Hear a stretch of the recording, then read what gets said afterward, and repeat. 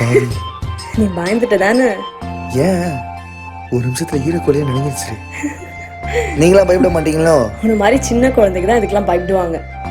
சரி, movie ticket book பண்ணிட்டியா? இல்லடி, டிக்கெட்டே கிடைக்கல.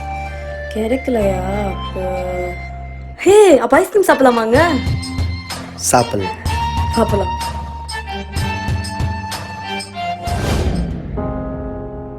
மூணு பெண்ணு 10 ரூபாய். பெண்ணெல்லாம் வேணாம், போ.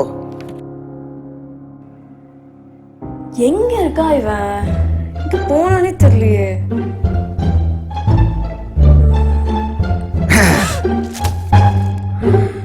ஒளிஞ்சிருந்து பயன்படுத்துற. உனக்கு எங்க தேடுறது? லூசு. பயன்படுத்துற.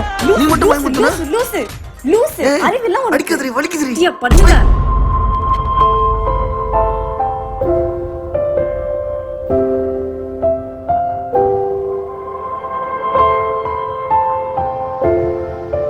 இந்த புது ஐஸ்கிரீம் சாப்பிட்டேன்.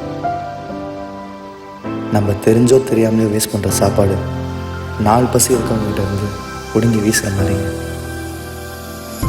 ஏன்னா வறுமையில் இருக்கவங்களுக்கு தாங்க தெரியும் பசியோட உண்மையான அர்த்தம்.